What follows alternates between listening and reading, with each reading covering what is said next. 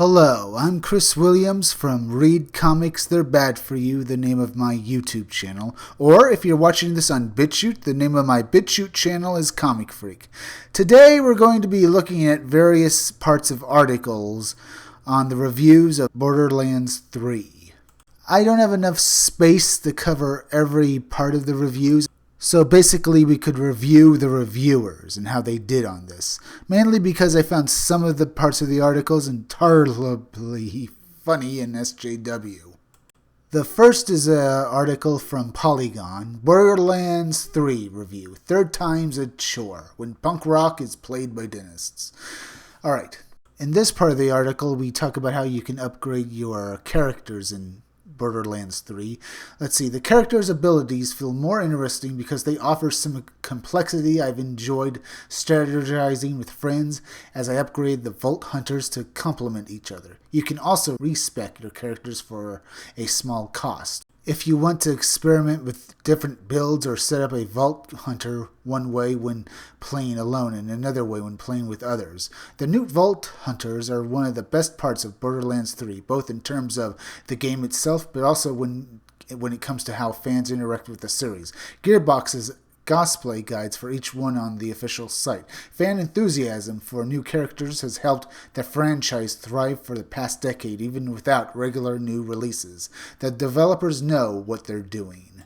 So a plus for Borderlands 3 is the characters are new and very well played. But in another part of the article, the writer tells us the villains he didn't enjoy and thought they were rather lame. Let's see what the reviewer has to say about the villains. But if Gearbox succeeded with the Vault Hunters themselves, it stumbled with the villains of the game, Troy and Tyrane, who are referred to as the Calypso twins. They're presented as YouTubers from the future, reminding us viewers to like, follow, and obey during their broadcasts. And they'll do whatever it takes to gain control of the vaults. The problem is that they're just so boring. Borderlands 2 had Handsome Jack, a villain who was written and acted as a lonesome, hateful piece of S. You know what I mean with S. It was great. He did so many horrible things purely out of arrogance or cruelty and took so much pleasure in it that I couldn't wait to destroy him. This is good. We're getting some favorable reviews here for Borderlands 3 for what we've seen so far, but we've also seen them give us a couple of bad points for the game. Apparently, cons for this game are returning characters like L.A. and Lilith feel bloodless and limp. I remember so many endearing people from Borderlands 2, but both the returning cast and new background characters struggle to make any kind of impression in Borderlands 3. Characterization in Borderlands 2 was often handled by a character's actions or even in the mission's structure itself, but in the game, people are much more likely to just tell you who they are instead of showing you. If someone is bad, they'll let you know if someone likes cars. That's what they're going to talk about. It's all very blunt, leaving little room for the player's imagination. The sparks of joy and malevolence that helped past Borderlands games sing are hard to find. What's left is a photocopy of the earlier entries that's missing the attention to detail that made these games so special. And yet in other reviews, they say the exact opposite of such things. Other problems were that the game would glitch out or the game would have pop-up windows where it would give me instructions, but they do expect these to have a day one patch when the game is released. The game they were playing was a pre-release version of Borderlands 3 with problems that they hope will be ironed out eventually. Borderlands 3, if it works well at launch, is a competent game that feels like a passable continuation of the franchise instead of an evolution. It's the same general idea with new Vault Hunters, but with little of the joy and danger that I fell in love with earlier versions. The writer goes on to say that the game feels like it's safe and no longer very adventurous, while another article from another site says, Borderlands 3 review, looting and shooting.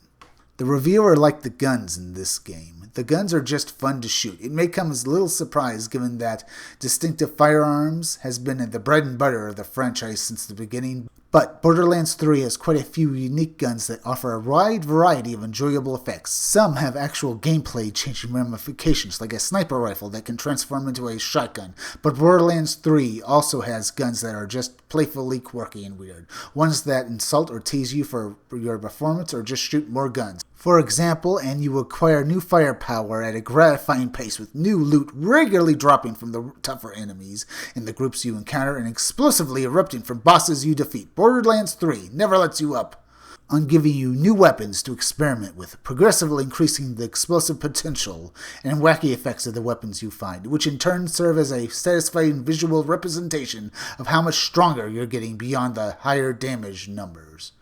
This guy seems to like this game, and he gave it a rather good review.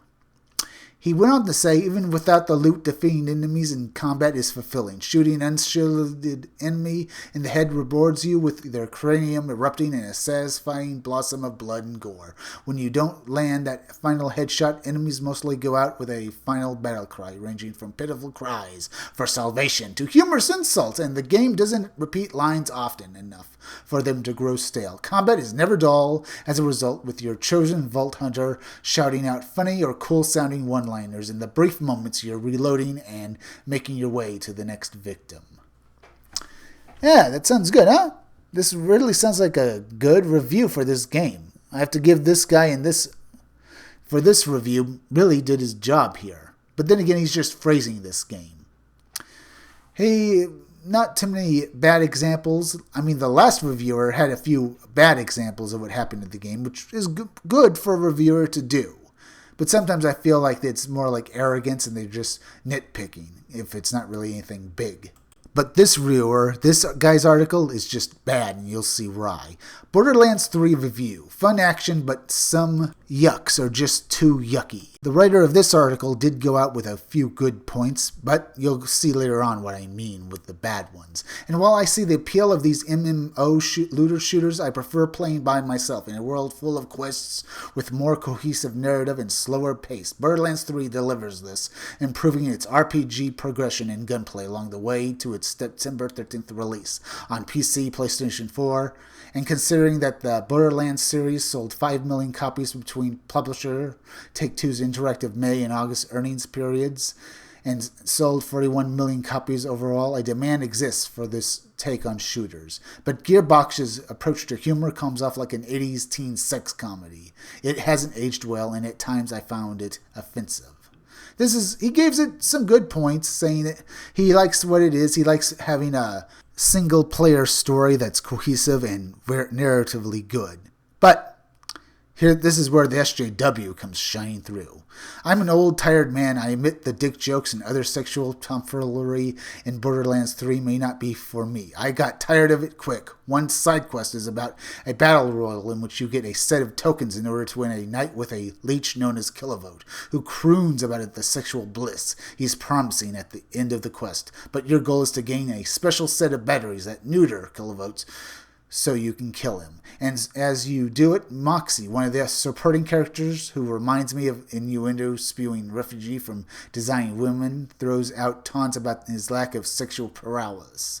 It's just tired, especially come off the allegations of sexual abuse in the game industry and the accursed sexual predator Donald Trump in the White House. We have a Trump tweet here, a Trump insult, and a game review. Why? And sexual abuse in the game industry?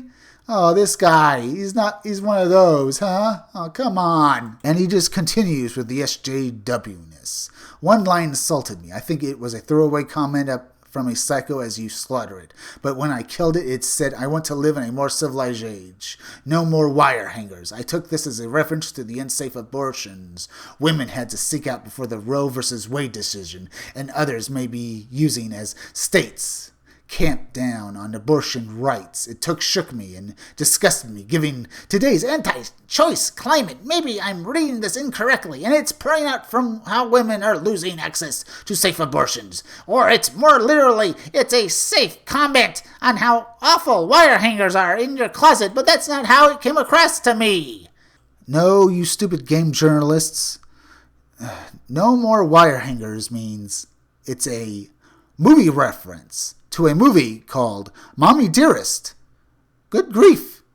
You talk about all this stuff and bring it up in a game review. All this SJW nonsense. To what? You just have to make us know that you're a woke person. We have to know about your politics regarding Trump and abortions and states that don't really like abortions. This matters to us so much instead of the game review. These game reviewers, it's like a flip of the coin. You're either going to get someone reasonable or someone who's insane. Now, if you like this video, subscribe. Make sure you're still subscribed because YouTube is going around unsubscribing people. So make sure you are still subscribed. If you're watching my videos but you have not subscribed, please subscribe to me at YouTube at Read Comics They're Bad For You. Then go over to BitChute and subscribe to my BitChute channel, Comic Freak. Hit that bell for notifications, hit that like button, and leave some comments down below. And could you please share this video, share it on Twitter and share it on Facebook, because YouTube is also not promoting their creators' videos anymore, and it would really help me if you could please share this video. And also, keep checking back in future videos for more information on my own upcoming independent comic book, Scumdogs. I plugged it again, folks. I'm Chris Williams, and I'll be back again tomorrow with another video or review.